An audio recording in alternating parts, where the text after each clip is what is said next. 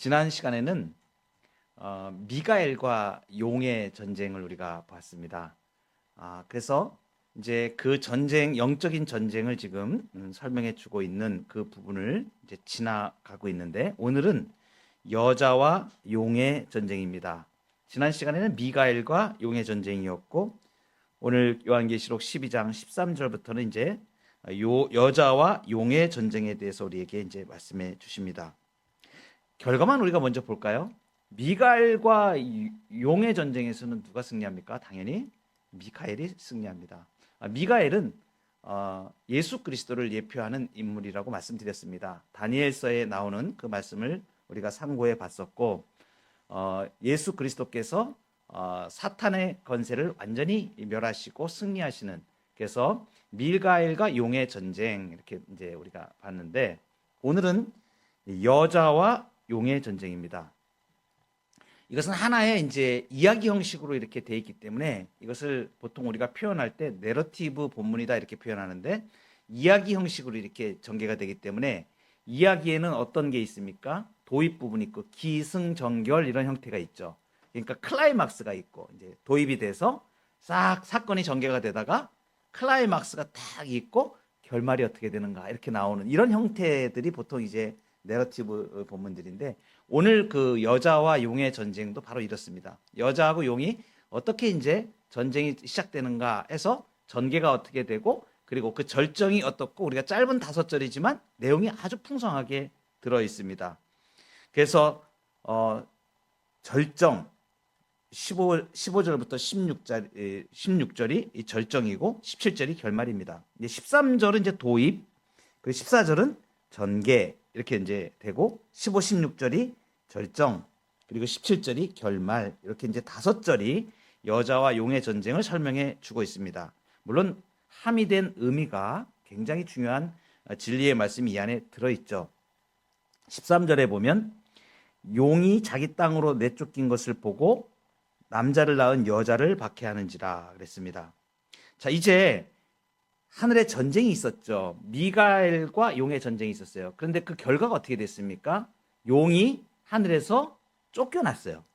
땅으로 던져졌습니다. 그렇죠? 그게 가장 중요한 것이죠.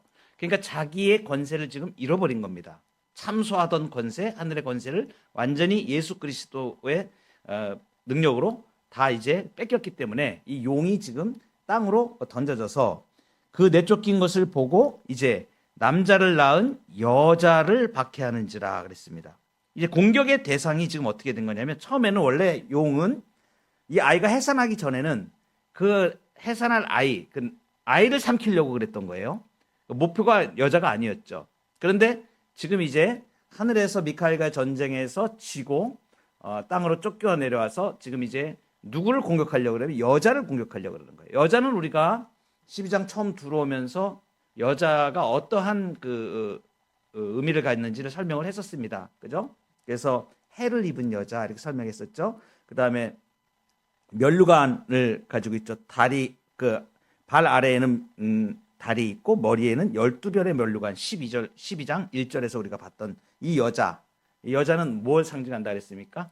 교회를 말한다. 1절에서는 아직 아이를 해산하기 전이니까 구약 교회를 이제 지칭을 하고, 그 다음에 아이를 낳고 난다. 아이가 이제 남아를 낳죠. 이제 하늘로 올려가죠. 이분이 이제 예수 그리스도를 상징하는 것이죠. 예수 그리스도를 낳고 난 다음에 여자는 그러면, 그러니까 이 구약 교회가 이제 예수 그리스도가 오시고 난 다음에 신약 교회로 이제 연결이 되죠. 그러니까 이걸 우리가 이제 알아야 돼요.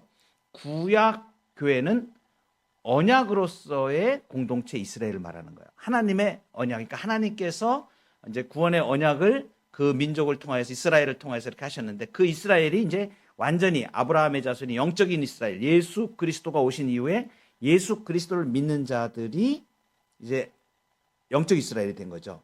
그래서 이제 신약 교회는 거죠. 그러니까 이것은 뭐냐면 언약이 성취되는 것.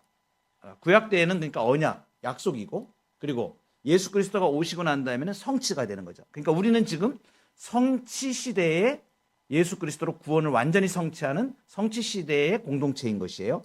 그래서 신약 공동체, 신약 교회는 성취로서의 공동체입니다. 그래서 이것만 이렇게 이제 꼭 알아놔야 될 게 구약은 언약으로서의 교회 공동 교회, 그리고 이제 신약 교회는 성취로서의 교회다, 이렇게 이제 보시면 됩니다. 그러니까 이제 아이를 낳고 난 여자는 지금 뭐에 비유되냐면 우리 지금 신약 이제 교회가 되는 거죠. 이제 이어진 겁니다. 구약 교회로부터 조금 따로 분리된 게 아니라 이어져 온 것이죠. 근데 이 용이 여자를 박해했다, 이제 핍박하기 시작했다, 이렇게 박해하는지라 이렇게 되어 있는데 원문에는 핍박하기 시작한 것으로 이렇게 되어 있습니다. 그러니까 이제 공격이 본격화되기 시작하는 것이죠. 그러니까 예수 그리스도의 권세를 입은 이제 신약 교회가 사단의 이제 공격을 받기 시작하는 거죠. 예수님이 하늘에 승천하시고 이 땅에 남아 있는 이제 교회를 사단이 공격하는 그러한 모양을 지금 보여줍니다. 그런데 여자의 모습이 좀 달라졌습니다. 그래서 이제 어떻게 되냐면 14절에 보면 전개가 되고 있는데 그 여자가 큰 독수리의 두 날개를 받아 광야 자기 곳으로 날아가, 이렇게 되어 있습니다. 거기서 그 뱀의 낯을 피하여 한 떼와 두 떼와 반 떼를 양육받으며, 이렇게 되어 있는데 먼저 이 14절 상반절에 보면 큰 독수리의 두 날개를 받았다, 이렇게 돼 있죠. 그죠? 그러니까 이 모양이 지금 교회가 좀 다른 모양이 된 거예요. 먼저 번에 그 아이를 해산해서 이렇게 해산하고 난 다음에 여자가 도망가죠. 6절을 보세요. 12장 6절에 보면 그 여자가 광야로 도망하며 거기서 1260일 동안 그를 양육하기 위해 하나님께서 예비하신 곳이 있더라, 이렇게 돼 있죠. 이때는 어땠습니까? 아이를 낳고 난 다음에 어떻게 된 거예요? 광야로 도망하는 상태였었죠. 이 도망하는 상태는 지금 아직 그 미가엘과 용의 전쟁이 있기 전입니다. 그러니까 이제 용이 굉장히 권세가 많이 있는 거예요, 아직까지도. 그래서 광야로 이 교회를 상징하는 여자가 도망가듯이 이렇게 쫓겨갔다, 이렇게 본다면 다른 점은 무엇입니까? 이제 14절에 와서는 그 여자가 어떤 모습이 된 거예요? 큰 독수리의 두 날개를 가진 모습이 된 거예요. 그러니까 이게 모양이 지금 완전히 달라진 거예요. 큰 이 독수리의 두 날개, 이 날개는 좀 뭐 때문에 이게 주어질까요? 날아가도록 하기 위한 거예요. 독수리 날개가 힘차게 날아가는 거잖아요. 그러니까 지금 도망가던 모습하고는 다르게 이 여자의 모습은 신약 공동체인 신약 교회는 어떤 모습을 강하냐면 아주 강한 모습을 가지고 있다는 걸 우리가 알 수 있죠. 왜 이렇게 됐을까요? 예수님이 승리하셨기 때문에, 하늘에서 그 용과의 전쟁에서 완전히 승리하셨기 때문에 지금 이렇게 된 것을 말하죠. 그래서 이 큰 독수리의 두 날개에 이르는데 이 날개에 대한 부분은 아주 그 구약에 하나님께서 주의 백성에게 주시는 큰 그 권세, 이것을 설명하는데 특별히 그 근거가 되는 본문은 출애굽기 19장 4절에 이렇게 나와 있습니다. 앞에 제가 띄워드렸는데 내가 애굽 사람에게 어떻게 행하였음가, 내가 어떻게 독수리 날개로 너희를 업어 내게로 인도하였음을 너희가 보았느니라, 이렇게 말씀하죠. 이게 지금 뭐냐면 이스라엘 백성들이 출애굽할 때의 이 상황이 마치 독수리 날개로 업어서 옮긴 것 같은 이러한 표현을 지금 하나님이 하시는 거예요. 출애굽 사건을 표현하시는데 하나님이 애굽 사람에게서 독수리가 그 날개로 업어서 이렇게 옮기듯이 보호하셨다는 것이 지금 그 말해주고 있는 것이죠. 신명기에도 이한 유사한 표현이 나오는데 신명기 32장 11절 12절 말씀이 이렇게 나옵니다.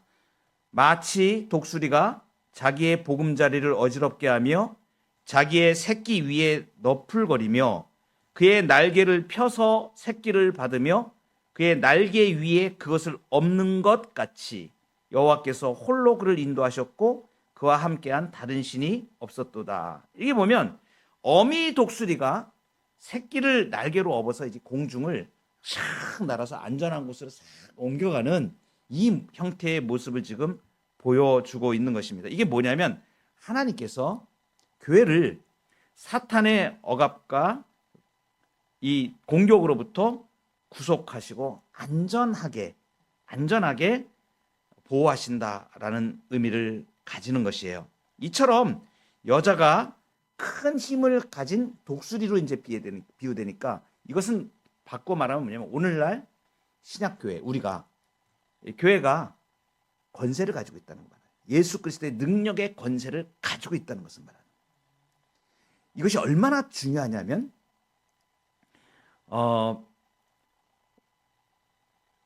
고린도 전서에 보면 이런 말씀이 납니다. 고린도서 6장 2절 3절에 성도가 세상을 판단할 자인 것을 너희가 알지 못하냐 이렇게 얘기해요. 그러니까 성도가 어떠한 권세를 가지고 있냐면 세상을 판단한다는 건 심판한다는 걸 말해요. 그러니까 신자를 통하여서 복과 은혜가 흘러가는 것뿐만이 아니라 신자가 이 세상에 대하여 판단할 수 있는 그 권세를 가지고 있다는 거예요. 무엇 때문에? 예수 그리스도의 그 증거의 은혜 때문에. 그래서 이 교회에 주신 권세를 의미하는 거예요.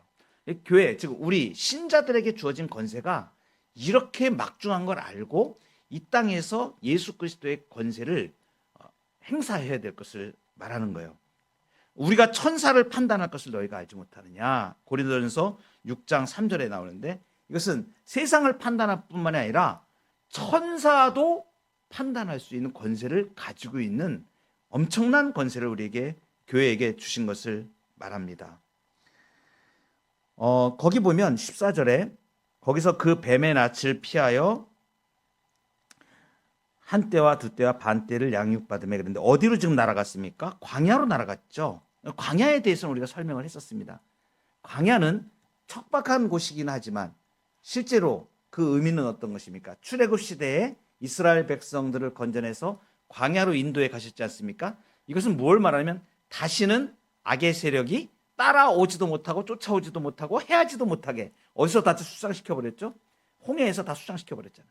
그러니까 이렇게 하나님께서 우리의 원수 사탄 마귀의 권세를 완전히 다 멸하시고 예수 그리스도의 승리를 멸하시고 이 교회는 이제 사단이 종말의 시대에 사단이 공격을 하긴 하는데 그 공격을 다 무력으로 돌릴 수 있도록 안전하게 광야로 보호하신다. 하나님의 보호와 강력한 은혜로 보호하시는 그 은혜를 말하는 거예요. 날개로 날아서 광야로 간 겁니다. 그러니까 권세를 얻고 교회가 이제 사단의 모든 공격에서 이제 이겨낼 수 있는 보호와 안식의 장소, 그녀의 장소인 것이죠. 그러니까 우리가 이 땅을 살아갈 때 이제 신자가 세상을 해석하는 방식이 달라지는 거예요. 뭐냐면 고해의 바다가 아니고 고통의 시대가 아니고 뭡니까? 우리는 능히 예수 그리스도의 능력과 은혜로 이 세상을 판단하며 천사도 판단하며 그렇게 멋지게 이 땅을 살아갈 수 있는 권세를 가진 자로 그리고 하나님의 완전한 보호를 약속받은 자로 우리는 살아간다. 그래서 우리가 두려울 게 없는 거예요. 예수 믿는 사람들은 세상을 두려워하면 안 됩니다. 그래서 어떠한 일이 있더라도 어떤 고난이 있더라도 무슨 일이 있더라도 반드시 하나님께서 우리를 보호하시고 이미 약속된 승리이기 때문에 이 길을 믿음으로 우리는 걸어갈 수 있다는 것을 말해줍니다. 여기 보면 이제 절정으로 이제 가는데 자세히 보면 보세요. 13절에 용이 자기가 땅으로 내쫓겼다 이렇게 됐잖아요. 용이 나왔었잖아요. 사탄을 상징하는 게. 근데 14절에 보면 광야로 자기 곳으로 날아가 거기서 그 뱀의 낯을 피하여 이렇게 되죠. 지금 용이 아니라 지금 누구로 설명하고 있어요? 뱀이라고 얘기하고 있어요. 그 다음에 또 보면 15절에도 여자의 뒤에서 뱀이 그 입으로 물을 강같이 토하여. 용이 아니고 지금 왜 뱀이 나오죠? 지금 분명히 용과의 전쟁인데 근데 뭐라고 지금 표현하고 있어요? 뱀이라고 표현하고 있어요. 의도적입니다. 뭘 지금 얘기하고 싶은 거예요? 창세기 때 일어났던 그 사건을 말씀하고 싶으신 거예요. 지금 뭐예요? 창세기 때는 여자와 뱀이 싸웠지 않습니까? 여자가 속아 넘어갔죠. 완전히 패배한 겁니다. 그래서 뱀의 거짓에 여자가 놀아나가지고 완전히 죄 가운데로 빠지게 됐던 사건을 지금 기억하게 하시는 거예요. 그래서 지금 이 요한계시록에서 마치 창세기 때 뱀과 하와가 있었던 그 사건을 소환하듯이 재현하듯이 지금 여기서 종말의 때 말씀하시는데 여기서 이제 어떻게 되는가? 창세기 때의 그 모습이 아니라 이 여자가 변한 모습을 말해주는 거예요. 거기 보면 뱀이 이제 여자를 공격하죠. 15절에 보면 여자의 뒤에서 뱀이 그 입으로 물을 강같이 토하여 여자를 물에 떠내려 가게 하려 하되 이랬습니다.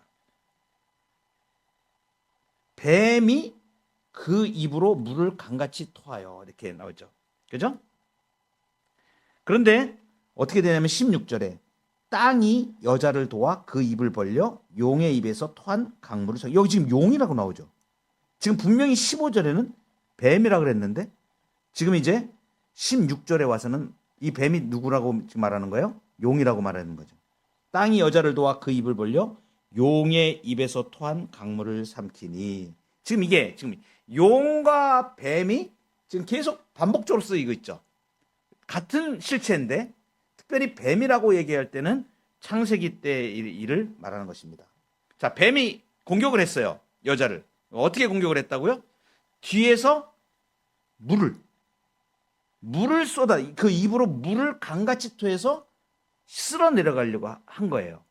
이게 마치 지금 이게 어떤 것을 연상시키냐면 출애굽 때에 바로 왕이 이스라엘 백성들을 추격해서 막 왔을 때 어디에 다다르게 됩니까? 이스라엘 백성들이 바닷물 홍해 앞에 딱 봉착을 하게 되죠. 그러니까 물이 있는 곳까지 와서 완전히 멸망시키려고 하는 그러한 모습을 마치 연상하게 하듯이 지금 이렇게 나오는. 근데 놀랍게도 에스겔서 29장에 보면 이 바로 왕을 뭐라고 얘기했냐면 탄인, 용이라고 얘기합니다. 그러니까 지금 뭐예요? 그 사건의 얘기가 지금 재현되고 있다는 것을 보는 거예요. 마치 재현되듯이 지금 바로가 이스라엘 백성들, 언약 백성들을 멸망시키려고 쫓아왔던 그 상황. 그래서 홍해 바닷가까지 와서 물에다가 수장시켜버리려 하는 마치 그러한 모습 가둬놓고 이러한 모습이 연상되도록 지금 이 물로 지금 이렇게 이 뱀이 물을 강같이 토하여서 여자를 물에 떠내려 가게 하려고 수장시키려고 하는 이러한 모습을 지금 보이는 것이죠. 그래서 지금 이 말씀은 요한계시록 1차적으로 요한계시록을 지금 그 받는 7교회들에게 지금 보냈지 않습니까? 이 요한계시록의 말씀을 그 당시에 그 정황이 어땠냐면 로마 제국과 로마 황제가 믿는 사람들을 교회를 엄청 핍박할 때 아닙니까? 그래서 많은 사람들이 죽임을 당하고 이럴 때이잖아요. 그런데 이제 마치 지금 바로로 연상되는 그 사탄의 세력이 지금 이제 현대 이제 이 신약 교회에 바로 이렇게 로마 제국과 로마 황제 이러한 그 용의 세력들 이러한 뱀의 모습을 가진 자들이 하나님의 백성 교회를 멸망시키려고 하는 그러한 상황이 마치 구약 시대의 출애굽 때의 바로가 이스라엘 백성들을 물을 토해서 이렇게 하듯이 지금 그렇게 영적인 싸움이 지금 교회 여자로 상징되어지는 교회를 그리고 용이 이렇게 해치려고 하는 이 상황이 지금 벌어지고 있는 것은 전쟁이 지금 심각하죠. 이 물을 토해내 가지고 강에 수상시키려고 하는 여자가 지금 위기에 처했죠. 이랬을 때 어떤 그 사건이 벌어지는가? 16절에 보면 땅이 여자를 도와 그 입을 벌려 용의 입에서 토한 강물을 삼켰다. 놀랍죠? 자, 여기 지금 입이 등장을 해요. 입이 공통적인 게 뭐냐면 입이 등장을 해요. 입. 근데 뱀의 입에서 물이 나왔고 용의 입에서 나온 거랑 똑같은 거예요. 근데 지금 땅도 입을 벌려서 그죠? 땅이 입을 벌려서 용의 입에서 토한 강물을 삼켜버린다. 비유로 이제 얘기하자면 입은 본래 이 말이 나오는 통로입니다. 사람의 입을 생각했을 때 말이 이렇게 나오는 거예요. 입에서. 그런데 예수님의 입에서도 말씀이 나왔죠. 날카로운 양쪽에 날이 있는 것 같은 양쪽에 날카로운 칼이 있는 것처럼 예수님의 입에서 나오는 말씀을 그렇게 비유해서 말씀하시는 것이죠. 그러니까 예수님의 입에서 나오는 그 말씀이 날카로운 칼처럼 이렇게 비유되는데 하나님의 진리의 말씀으로 심판하시며 통치하시는 그 의미를 나타내는 건데 반면에 이 용과 짐승으로 표현되는 사탄의 세력들의 입에서 나오는 것이 무엇인가 하는 것이에요. 용과 이 짐승의 입에서 나오는 것은 하나님을 모독하는, 그리고 성도들을 공격하는 거짓과 미혹, 진리를 왜곡하는 것, 그죠? 이러한 것들이 바로 그들의 입에서 나오는 것이다. 실제로 이제 우리가 이 요한계시록 뒤로 넘어가면 16장에 이런 얘기들이 나오는데, 16장 13절 14절에 가보면 더러운 영 셋이 나옵니다. 등장을 해요. 세 더러운 영이 용의 입과 짐승의 입과 거짓 선지자의 입으로부터 나와서 이렇게 얘기해요. 더러운 영이, 미혹의 영이죠. 이 더러운 영이 마귀를 말하는 거죠.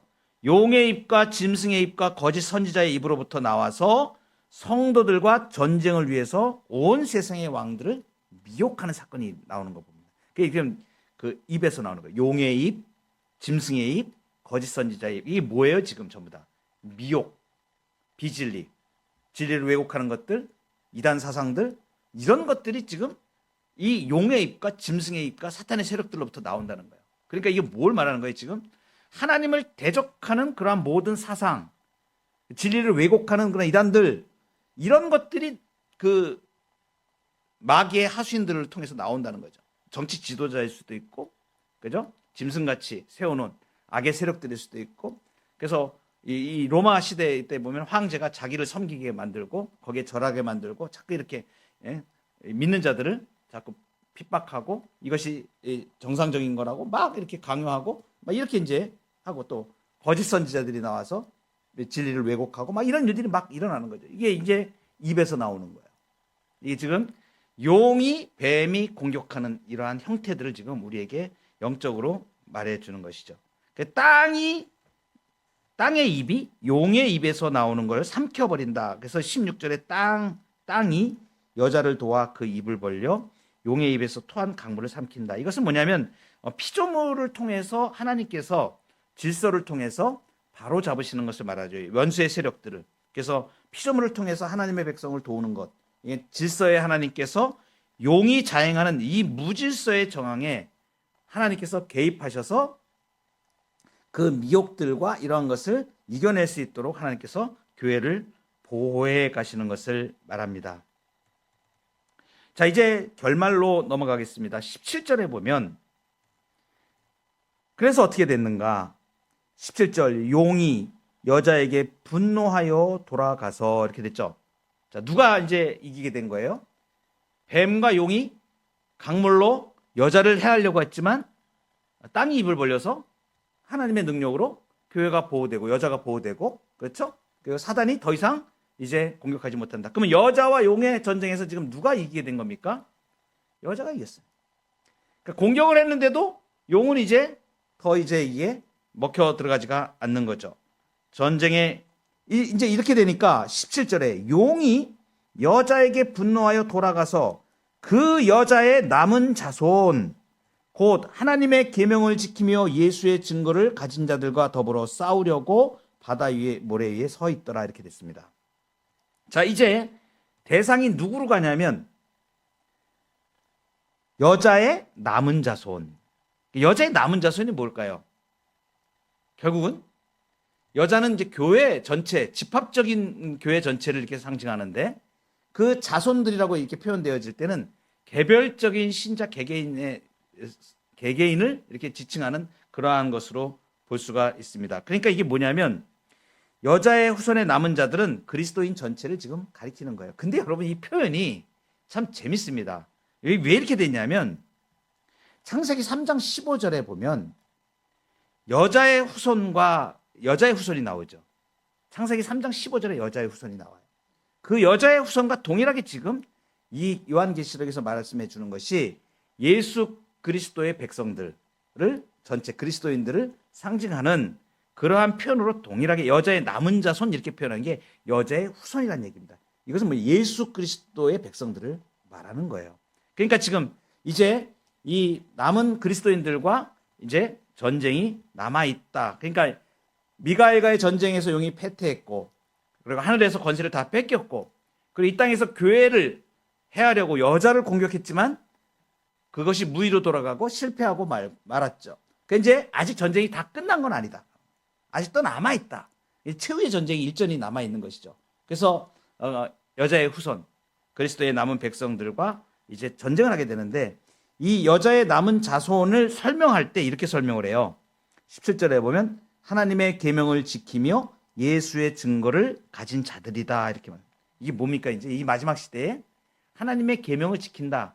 이것은 거룩한 백성으로 구별된 삶을 산다는 것을 말하는 거예요. 하나님의 계명대로 순종하여 사는 사람을 말하고, 예수의 증거를 가졌다. 이것은 뭘 말하냐면 예수님께서 구약에 말씀하신 성취하신 증거, 십자가의 보혈의 능력, 그리고 부활의 그 권능, 이것을 의지하여 사는 사람들을 말하는 거야. 우리 그리스도인들을 말하는 거야. 진실한 예수의 사람들은 그 예수의 증거를 가지고 살아가는 사람들이지 않습니까? 하나님의 계명과 예수의 증거를 가진 자들, 이 여자의 후손으로 지금 표현되는 그리스도인 전체를 말합니다. 여기서 이제 우리가 이제 유추할 수 있는 것, 생각할 수 있는 것이 무엇이냐면, 결국은 사단의 세력은 이제 최종적으로 완전한 심판으로 하나님께서 이제 유황불에 그들을 던질 마지막 최후의 심판이 남아 있는데, 이때까지 그리스도인들, 하나님의 백성들은 어떻게 무엇을 통하여 이 용과의 전쟁에서 이겨나갈 수 있는가를 말씀해 주는 거예요. 바로 이것입니다. 순결한 하나님의 말씀, 그리고 예수 그리스도의 증거. 이것을 신약에서 표현할 때 에베소서에서 하나님의 전신갑주로 표현하는 이 내용들이 바로 이와 동일한 내용들입니다. 이것을 가지고 순교의 신앙을 가지고 믿음을 가지고 정절을 지켜서 하나님의 말씀으로 예수의 증거로 보혈의 능력으로 이 용의 영적인 모든 싸움에서 우리가 승리하며 나갈 수 있고 이 전쟁에서 승리할 수 있을 것입니다. 이제 용은 이제 처음에는 세 번에 걸쳐서 그 전쟁이 대립관계가 변화가 됐죠. 처음에는 용과 누구의 싸움이었어요? 여자가 낳은 아들 사이의 싸움이었어요. 그죠? 그 다음에 용은 좀 누구하고 싸워요? 이제 이 아들이 이제 하늘로 승천하니까 여자와 싸우게 되는 거예요. 그러니까 오늘 지금 우리가 살펴본 게 용과 여자의 이 전쟁이었다. 그럼 이제 앞으로 우리가 보게 되는 게 무엇이 남아 있습니까? 용과 여자의 후손과의 싸움이겠죠. 그죠? 이제 그리스도인들의 이제 남은 그리스도인들이 어떻게 이 싸움을 싸워날 것인가. 여기 보면 특별히 17절 마지막에 싸우려고 바다 모래 위에 서 있더라 이렇게 표현되어 있죠. 이 바다 모래 위라는 이 문구는 이 바다 모래 위가 혼돈을 이야기하는 그 상태, 장소를 상징해요. 바다라는 자체가 용의 근원이 혼돈 그리고 미혹을 상징하는 바다였다는 것을 말합니다. 그러니까 용이 전쟁을 위해서 기다렸다가 이제 일전을 치르기 위해서 준비해요. 지금 바다 모래 위에 다시 이렇게 나타난 것을 말하는 거예요. 이 싸움이 심각할까요? 안 심각할까요? 심하게 일어납니다. 이 다음에 이제 13장으로 들어가면, 오늘 12장은 이제 여기서 이제 마치고 13장으로 들어가면 짐승이 등장을 해요. 그러니까 이제 용이 이제 짐승을 동원하고 이제 사탄의 세력들이 강력하게 하나님의 백성들을 영적 전쟁으로 이제 이 남은 자손, 여자의 남은 후손과 이제 싸우려고 이렇게 있는데, 이 전쟁이 얼마나 이제 이 미래에 재림의 때에 일어날 이 이제 종말적인 전쟁을 앞두고 있다. 그래서 분명한 것은 뭐냐면, 지금까지 보았듯이 아들과 용의 전쟁, 그리고 여자와 용의 전쟁에서 하나님의 능력으로 아들이 완전히 승리를 하고, 그리고 교회가 승리하는 모습을 보여왔습니까? 그러니까 반드시 마지막 심판 때에 하나님의 능력으로 교회는 반드시 승리하게 된다. 이제 용은 이제 최후 심판을 받기 위해서 여자의 후손과 남은 자손, 여자의 후손의 남은 자손, 그 성도들과의 전쟁을 이제 준비하고 있다. 이제 마지막 심판이 용에게 남아있는 국면으로 이제 들어가게 됩니다. 그 싸움이 어떻게 일어나고 거기에서 하나님의 능력이 어떻게 일어나며 하나님께서 최후의 심판을 어떻게 이끌어 가시는가. 그리고 성도들에게 마지막 성도들에게 주어진 큰 그 성 예루살렘의 모습이 이제 요한계시록 끝으로 가면서 이렇게 펼쳐지게 되는 것이죠. 이제 다음에 가면 이제 이 짐승과의 전쟁이 나오면서 이제 남아 있는 7 심판 시리즈가 있죠, 그죠? 7 대접 심판 이제 시리즈가 16장부터 이제 나오게 되는데 그 중간에 이 13장부터 이제 아직도 남아 있는 영적인 전쟁들, 이 전쟁 가운데 하나님께서 하나님의 백성들을 어떻게 보호하시고 능력으로 이끌어 가시는가 하는 이 위대한 일들을 우리가 또 보며 위로를 받고 이 마지막 시대에 믿음으로 경성함으로 우리가 살아갈 수 있는 믿음의 근거를 가질 수가 있는 것입니다. 오늘도 주께서 교회를 보호하시고 한 때와 두 때와 반 때, 이 마지막 종말의 시대라 그랬죠. 예수님의 초림부터 재림까지 이때 그 날개를 주어서 광야에서 보호받게 하시고 그리고 강물을 토해서 교회를 멸하라는 그 용의 세력을 주께서 땅에 입을 벌려서 이렇게 패퇴시키고 이겨내게 하신 것처럼 주께서 이 교회를 견고하게 보호하시고 우리의 걸음에 주께서 힘을 주시고 우리가 이 선지 사역과 증거 사역을 통하여서 교회가 맡은 귀한 사명을 감당하여 갈 수 있도록 신실하게 주의 백성들 보호하시고 교회를 지키실 것입니다. 이 믿음으로 승리하며 나가는 저와 여러분 되기를 소망합니다.